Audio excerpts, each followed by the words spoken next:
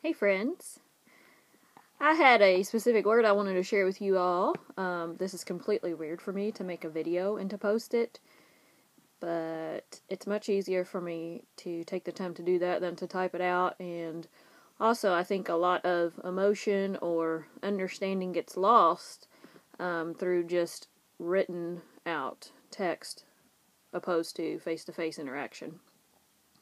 I think sometimes people get hung up on where the exclamation point was rather than what was the purpose of the text. So anyways, as weird as this is for me, I'm going to go ahead and try it and see how it goes down.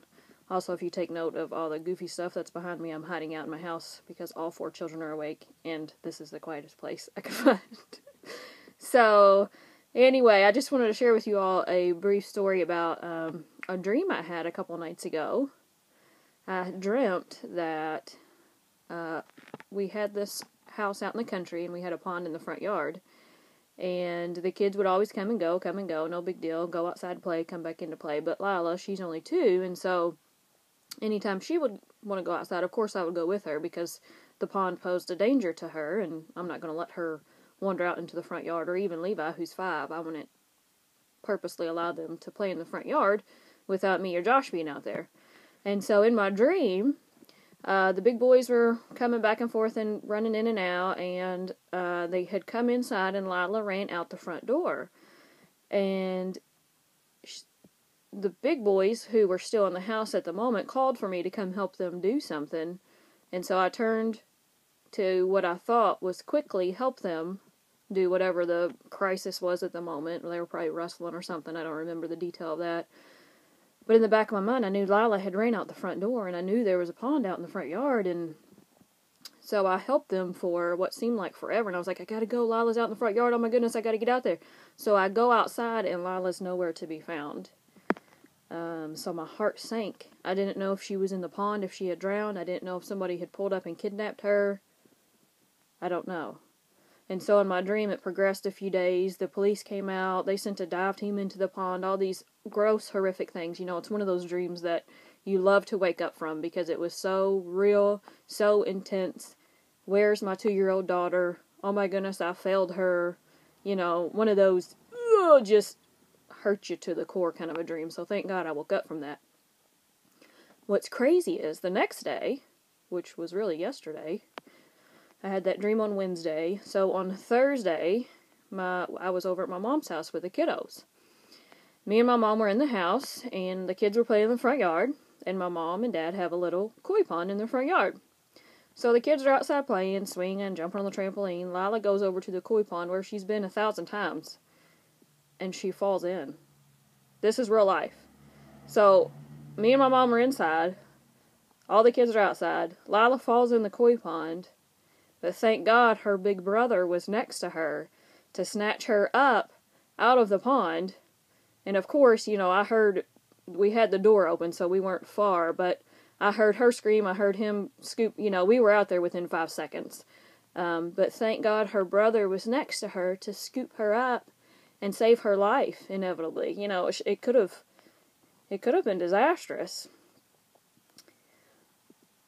And so I may not look like an analytical person, but I'm an analytical person, and I analyze, and I think about, and I pray about a lot of things. And I'm like, and I don't think that there's always purpose in every single dream that we have.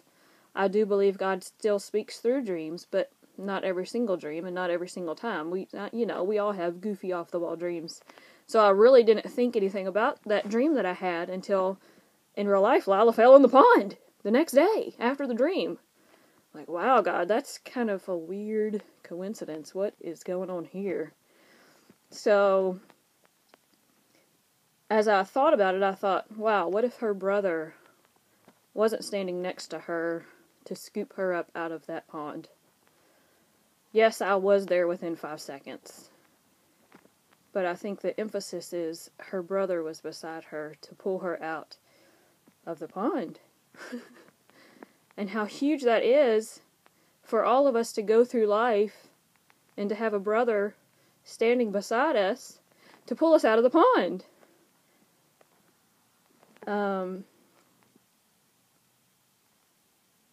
That's a big deal. Lots of times You know, we might be walking alongside somebody. We might be their friend. But then when they fall in the pond, we let them fall in the pond. And we turn around and tell everybody they fell in the pond and we don't get them out. That's not what we're here for. We're here to pull our brother out of the pond, or our sister. And although I, the mother, was close, I was there within 5 seconds, just as our Heavenly Father is always close and ready to come to our rescue within 5 seconds. But sometimes we've got so much junk in our life, so much sin in our life, you know, he distances himself a little bit. But just like the story of the prodigal son in Luke 15, the father saw him coming a long way off, and he took off running to him. He didn't wait fully for the son to get to him. He ran to the son. And how awesome is that? When we're in a bad situation and the Father's watching, and then he sees us cry out to him from a far way off, and he is there. I get goosebumps thinking about it. How cool that is. How awesome that is.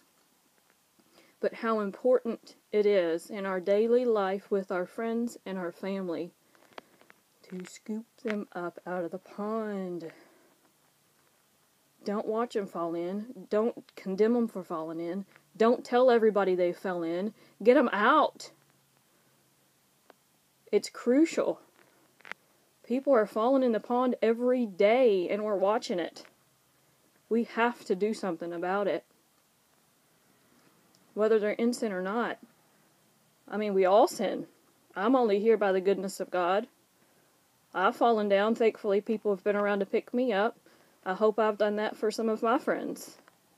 But man, so many people are falling in the pond and nobody's picking them up. Every day. And it hurts my heart to think about it. So basically, I just wanted to share that with you, not via text, not via, Facebook status. I wanted to try out a video. I've never done a video before, but God continues to give me words, and I'm like, I gotta share this. So people get tired of my long statuses, whatever, I don't really care. I gotta share it somewhere sometime. So if I'm not walking with you down the road, then maybe you're my friend on Facebook, so you get to hear my ramblings. And I'm just going to continue to share my ramblings until God tells me to shut up. Not when anybody else tells me to shut up, but when God tells me to shut up, I'll shut up.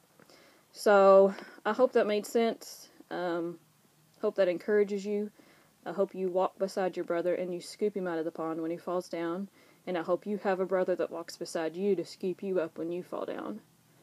God bless you. You can read through the prodigal son, Luke chapter 15. It's one of my favorite stories in the whole Bible. The father saw him coming and ran to him. That's powerful. Have a great day.